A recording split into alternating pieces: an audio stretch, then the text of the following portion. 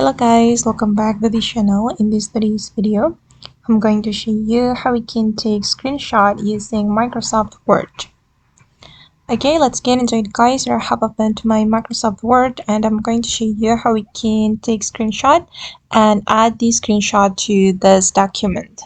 If we want to take screenshot, we can go to the insert menu and then we can simply select screenshot and select screen clipping. And then you can choose the screenshot area.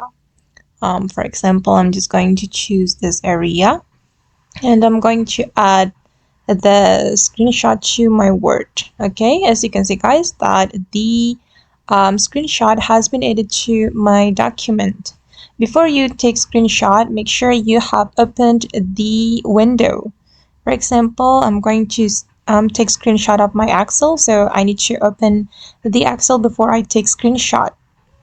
Let's practice it one more time. I'm going to go to the insert screenshot and then I'm going to open up the Microsoft Excel, and as you can see that the screenshot of my Excel has been added. That's so easy, right? Okay guys, and that's all the way to take screenshot using Microsoft Word. I hope this video will be useful for you. Thank you so much for watching and bye.